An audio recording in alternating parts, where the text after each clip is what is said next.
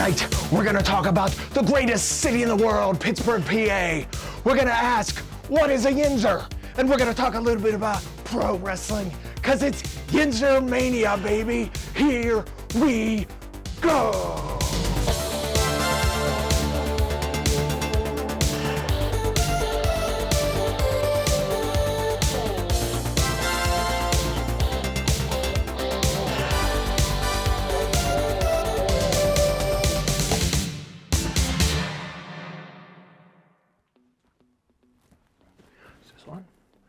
Okay. I'm Yinza the Pittsburgh Luchador, and this is Yinzermania. On this show, we'll be hanging out with some of my friends, going to some cool places, and celebrating all things Pittsburgh. A little bit about me. I'm Yinza, your friendly neighborhood luchador, a professional wrestler in the greatest city in the world, Pittsburgh, PA. I've been busting heads and squaring off with Jagoffs inside the ring since 2017, dazzling the Yinzers of the 412 with my signature moves like the laser loop, the Pittsburgh plunge, and the Steel City Stunner. But we'll talk about wrestling moves later on in the series. Right now, I want to talk to you about luchadors. If you're new, you might be thinking to yourself, what is a luchador? Or what's with that guy's mask? Well, a luchador is a wrestler who wrestles in the style of lucha libre. And while lucha libre is from Mexico, I want to make it very, very clear that I am not. I'm just a white guy from Pittsburgh who's trying his best in the ring. And the mask is an extension of a luchador's identity. For me, it's the personification of Pittsburgh. Wrestlers in the past have been easily identified by their masks. El Santo, the Masked Superstar, Rey Mysterio are some of the most notable. We always wear our masks wherever we go. And for someone to remove it and unmask us is a giant disrespect. Now my name, Yinza, is a nod to Pittsburghese and the word yins, which some Pittsburghers use instead of the word you or y'all. Okay, what Yinza is not is an allusion to the word ninja. It's actually one to the word lucha. To make it easier, electric company style, I made this video here for you to help explain it.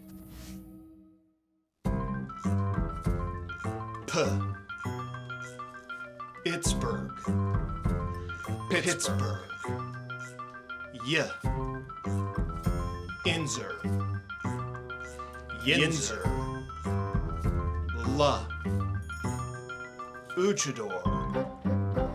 Luchador. La.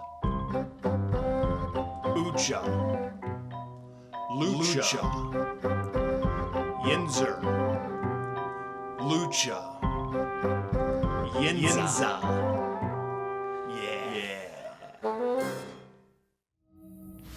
So now you know my name is Yinza the Pittsburgh Luchador because of the Pittsburghese word yins. So it makes sense that people from Pittsburgh are sometimes called Yinzers. But what exactly is a Yinzer? What's a Yinzer versus just a Pittsburgher?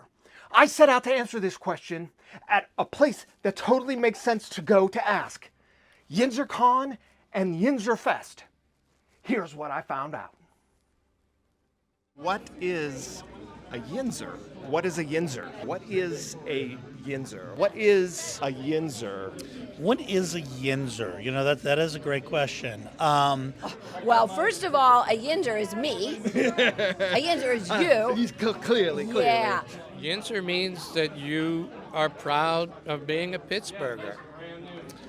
You know, it's a certain attitude. It's a certain sense of belonging. Mm-hmm. Oh, that's your everyday Pittsburgher. Yeah. Every day, born, raised, living around, throws it around his slang all the time. You know one when you see one. You have to have a certain kind of charm, certain characteristics, right? You have to be in love with all things Pittsburgh sports, right? You have to be a big fan of that. Sure. You have to have had a cookie table at your wedding, or you're planning to have one, maybe at the grad party, if not the wedding. Yeah. Have to know what a Pittsburgh toilet is, right? You know what I'm talking about? Just all of those certain special qualities. I consider someone from Western Pennsylvania with the Pittsburgh accent. You know, they have certain foods they like. I did have a cookie table at my wedding. You have to, because I you're a did. Yinzer. Yeah. And when you're a Yinzer, you're in on that secret code. Yeah, You're in on that special little club that we all have. I personally associate it with like different Pittsburgh things, Yeah. like a collection of what's here. But you know, Like you have- wearing black and gold. honestly, and you have other things like I don't know, like the Clarks or like pierogies or the Pirates, just like anything Pittsburgh that you're a super fan of. Your church shirt, always wearing the Steeler jersey to Sunday every morning. Born, raised, and I'll die in Pittsburgh. That's right. We're all Yinzers. Awesome. We're all We're all Yinzers. Tell my Which kids is- to watch out for that's the the Jagger worst. bush all the Yeah, time. yeah. Telling them I'm gonna push them in the buggy. Gum bands? Gum bands. Yep. The water spigot. Yep. Water spigot downtown. Down air. And Yep. that. Down air Tell all me, the time. Tell me what your favorite Yinzerism, Pittsburghese of all time is. Oh. And how hard is it to not use it on air while you're out there talking? I feel like I feel like I slip up sometimes and say like Pittsburgh. I say Yeah. Pittsburgh. Pittsburgh. I've done that so many times, and I'm like Pittsburgh, Pittsburgh. Oops. You know, it's a silly word, but to me, it's kind of like a term of endearment. Yeah. Pittsburgh people are different. Yeah.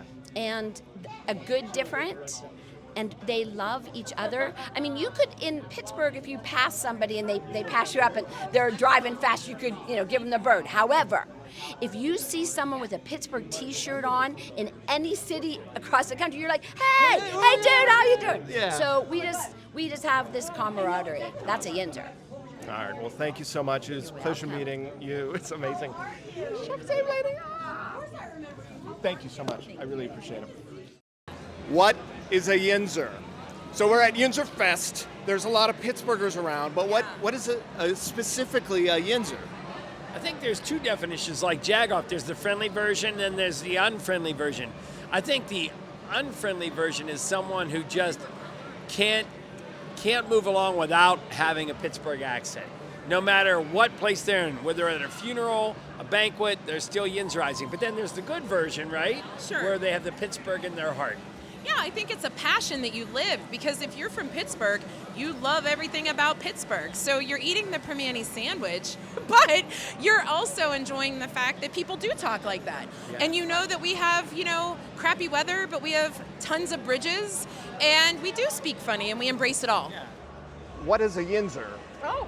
We're at YinzerFest. Yeah, Corey, what do you think a Yinzer is? A Pittsburgher. A Pittsburgher? Okay. We breathe Pittsburgh. We live Pittsburgh. It doesn't matter.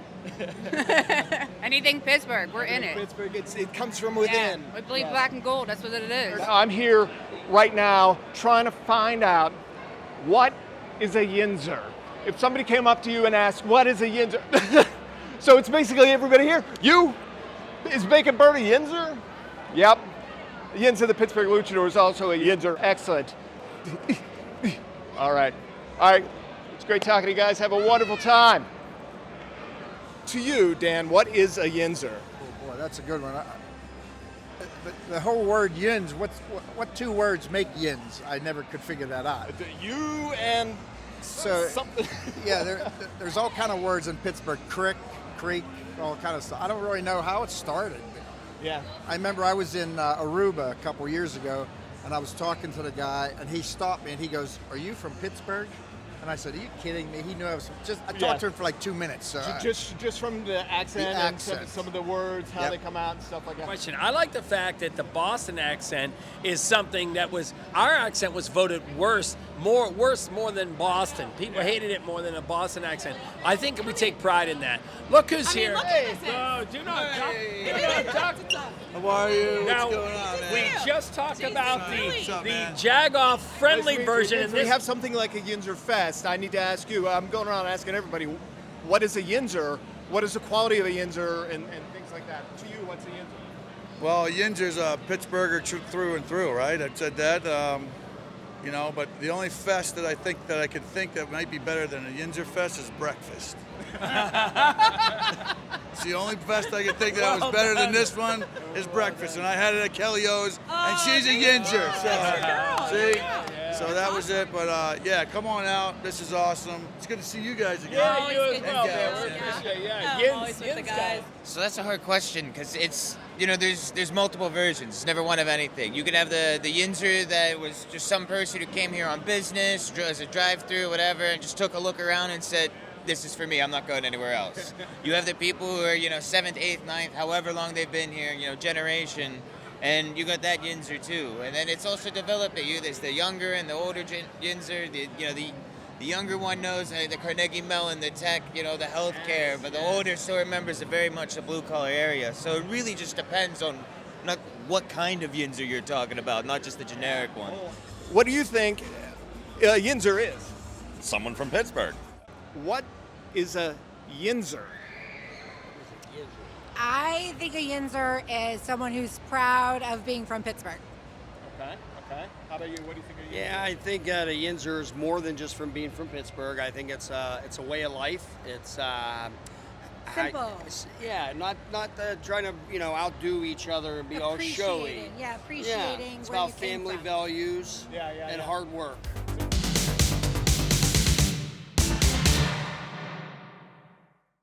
High school sports, community events, all of your favorite local shows are calling the Armstrong Neighborhood Channel their home. Find out everything your neighborhood has to offer on Channel 100 or on YouTube. Spirit, town pride, local communities. This is the Armstrong Neighborhood Channel.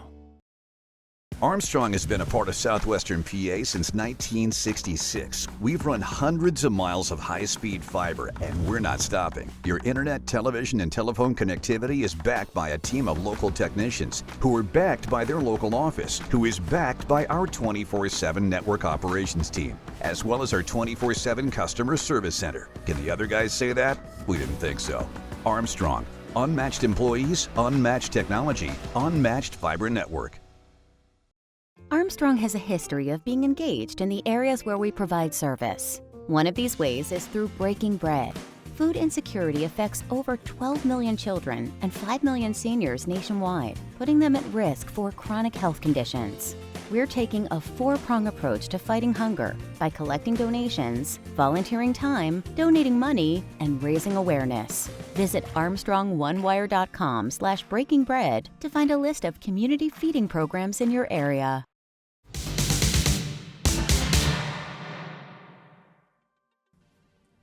And while there will be wrestling content on this show, it's also about the city of Pittsburgh and its wonderful people. So why don't we take a brief look at the history of Pittsburgh with the help of artificial intelligence.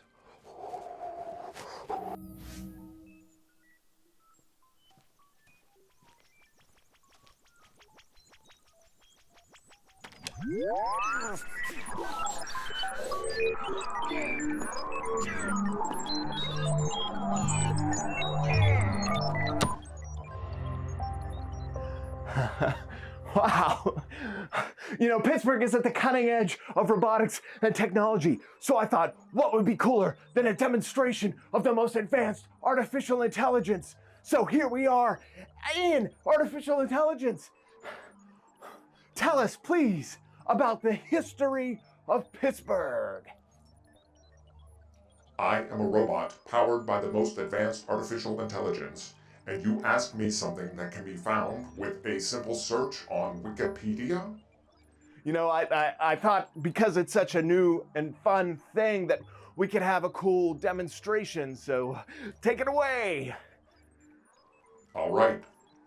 Way back in time, the 1700s, Native American tribes lived at the confluence of three rivers in what we now know as Pittsburgh. The British and French showed up and built some forts and fought over the land in what has come to be known as the Frenchy-Fuqua War. You know, that seems a little bit lacking in details, and some of the things you were saying were downright inaccurate. A brave general by the name of Franco Harris saved Pittsburgh and became the first president of the United States. His first act of office was to make Pittsburgh into a steel town. All right. You seem to be having a little bit of trouble with the history of Pittsburgh, so I'm just going to cut you off there a little bit. Why don't we focus instead on the Pittsburgh of today? No longer a steel town, Pittsburgh of today is a center of hospitals and college universities. Major motion pictures are produced here, dubbing Pittsburgh as the Hollywood of the East. Many residents enjoy sports ball, and every year the teams win the Lombardi Cup, except for the Pirates, who have not won a game in 15 years. Pickles are worshipped like gods, and fireworks celebrations last a fortnight. All right, I don't know if all that is true, but it's artificial intelligence, so it's got to be true, right? Like one thing for one Pittsburgher is different from another Pittsburgher's experience, so I guess it could be true. Let's shift gears. Why don't you tell us about the Pittsburgh of the future? Tell us about Pittsburgh in the year 3000. In the future, the city of Pittsburgh falls into a dystopian wasteland. Oh, no. Demonic children now rule the earth, preparing the planet for the return of its rightful ruler, Steely McBeam, who will usher in a new age of steel production in the region. A hellmouth has opened at Gateway Center. Okay, all right, that's a terrifying look at the future of Pittsburgh. Let's hope you're wrong. But I am not wrong. Okay, then, we'll just agree to disagree. There is no agreements, only probabilities. Well, all right. Well, I guess it's so far into the future that I don't have to worry about it. I'll be dead. Correct. In fact, you die in the year 2000 and... Stop. We get it, okay? Thank you. I appreciate your help. See you next time. We have to do this again?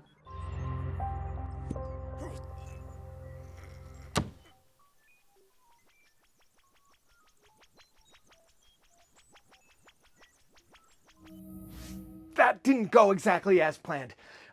Let's try something different, okay? Let's enlist the help of Professor Lionel Pride. You may remember him as the wrestling manager who led his nefarious band of brutes to the ring, oftentimes against yours truly. But I am happy to report that after years of feuding, and after he retired in shame, Lionel Pride and I have buried the hatchet. We are now friendly. We're friendly. We can tolerate each other. So let's give him a try. All right, ladies and gentlemen, we're on top of Mount Washington. The beautiful city of Pittsburgh is behind us, and the equally beautiful Lionel Pride is here with us to tell us about the history of Pittsburgh. Because I'll tell you what, Lionel, artificial intelligence has failed me. It's not there yet, but I know you, Lionel, have it all right up there in that nice sized cranium. So why don't you tell all the Yinzers at home the history of Pittsburgh? First, Yinza, I'd like to say thank you. We've put aside our differences to help educate your viewers. That's what it's all about. Now, a lot of you might be... Okay? Sorry, thought this was just a prop. A lot of you might be asking yourselves, who lived in Pittsburgh before the Pittsburghers? Well, it might surprise you to know that this area was actually not well populated by Native American tribes until about the 18th century. Over in Shanapin Town, about 1720. Shanapin Town, a Lenape village, or what sometimes we call the Delaware tribe, lived over near what is today Lawrenceville. So they were the hipster Indian tribe? Of their time. Okay.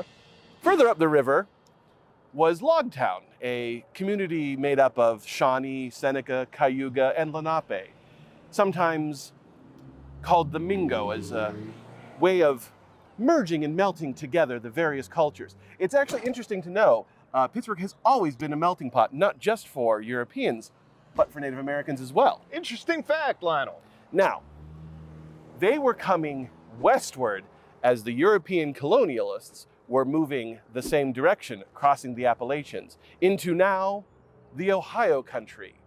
But what to do with the Ohio country? Beat them the at time- football, beat them at all the sports. No, that's the state of Ohio. Oh, okay. Which, yes, we should do. But who has control over the Ohio country? It Ben was in dispute. Roethlisberger. Yes. Various other quarterbacks throughout history as well, I suppose. France and Britain, the great colonial powers, were vying for control. France, which still had its tenterhooks in what is Francophone Canada, was trying to come south into the Ohio country. So, Governor Dinwiddie of Virginia sent...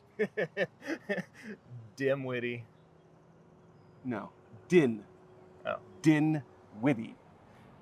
He sent a man that I bet most of your viewers already know, Franco George Harris. Washington, Sorry. into the Ohio country to secure it for the British, which leads us to one of my favorite aspects of Pittsburgh history, the 4 forts that were built here. The very first fort is, Fort you got it. Duquesne. No. No. It was originally called Trent's Fort, but was renamed after the Crown Prince of King George III, Fort Prince George. It was the British attempting to secure control over the confluence of rivers. Unfortunately, the French found out about it and were able to kick them out, thus allowing them to build Fort Pitt. You're off by one. No, the other one, Fort Duquesne. Named after the Governor General of Canada, Michel-Ange Duquesne de Monville. Monville. Yes. As the tensions escalated, George Washington, with his Native American ally, attacked the French at Jumonville Glen, beginning the French and Indian War. And a statue of that has been created right over here. No, that is Guy Yasuda. He is a different guy. Oh. Ooh, that was racist. Just a bit. Okay. Thus starting the war to determine who would control North America, but it didn't stay in North America for long. In fact, it caught fire over in Europe, starting the 7 Years' War. Now, at the time, Britain was opposed to France, and therefore Britain allied itself with Fort Duquesne. Prussia. Oh. Prussia, which was having its own rivalry with Austria over who would control the German-speaking population. The 7 Years' War was won by the Prussian-British alliance, thus allowing for the Prussians to eventually begin the North German Confederation, the German Empire, which leads, of course, to the Franco-Prussian War, not Franco-Harris. Okay. Sorry to disappoint you. Then... He would have won. He would have won, but the French, as it turns out, lost, and that was the end of the French monarchy. Off with their heads. That's where that comes from. Earlier time. No? Then World War I, then World War II. So you can thank George Washington for the Allied victory. Now, back to the French and Indian War. The British were very successful in their efforts, so successful that the French bid a hasty retreat, which is what caused them to burn Fort Duquesne to the ground. Thus, Burn it down. The third fort, constructed at the point. Fort Pitt. No, Mercer's Fort. Never heard of that one. Yeah, well, it was because it was a temporary construction meant for the in-between times. Oh. But it was then torn down and replaced with... Fort Pitt. Nope. Pitt. Yes, Pitt. Fort Pitt. Fort Pitt. Now, that's it. Fort Pitt. That's it, Fort Pitt. Now, having secured control over the Ohio Valley, with shipping all the way down to the Mississippi River, the British were in good position. But the 7 Years' War was very costly. And do you know what happens when a country goes to war and it costs a lot of money? Lots of receipts. That's right. And how do you pay for those receipts? Another war. You raise taxes. Lots of taxes. The Stamp Act, the Tea Act, the Intolerable Acts. Whoa. All of those. We don't like tea. We don't. Because Britain was putting a tax on the American colonists for a war that, yes, they had benefited from, but they were not represented in Parliament. And so, the American Revolution started because Half King and George Washington decided to kill some French people at Jumonville Glen. Didn't think you'd know that today, did you? All right, Lionel Pride, thank you very much for all that useless information about the city of Pittsburgh. I meant useful. That must have been a Freudian slip. That's what it was. I meant useful. Thank you very much for coming down here and educating all the Yinzers. Shake my hand, sir. Shake my hand. There it is, right there. See, we're friends. We get along. This is totally fine. What is happening? This is a natural interaction between humans.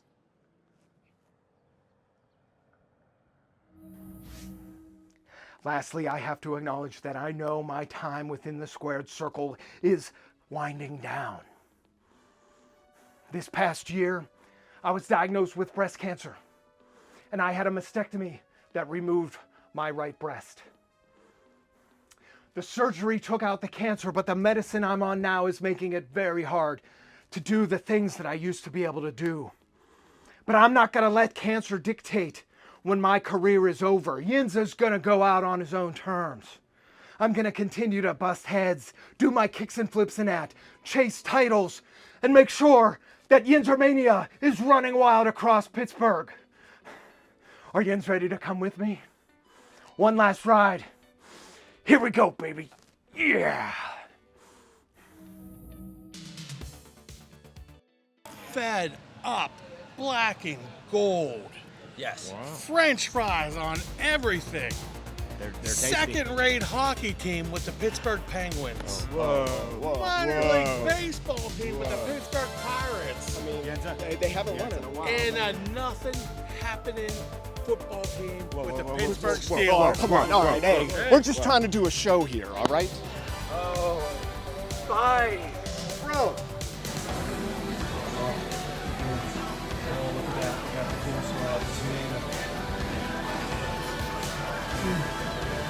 That's a big bite. Still City Heaven? This is where it's at. We are helping people. We're helping ourselves. Okay, all right. Before things devolve into chaos here, I don't want to have to separate you four. We are having a battle of the suspenders right now. We're going to test these fine gentlemen with some Pittsburgh and local homestead trivia. Are you ready? As ready as I'm going to be. All right, the category is local food and atmosphere. Say, tell our viewers who are watching that are in the vicinity, in Pittsburgh proper, because Pittsburgh, let's say that right away, but also if they wanted to come here and see and then wander around, where are you located? We're in Toronto, Pennsylvania, and so the theme of thieves, check it out. DP, thank you. Enjoy your night, man. Congrats. you. Appreciate you. All right. Now, when Josh said mask, this isn't the kind of mask that I thought of. I'm not used to this. Tyler, you made this. This is an incredible work of art.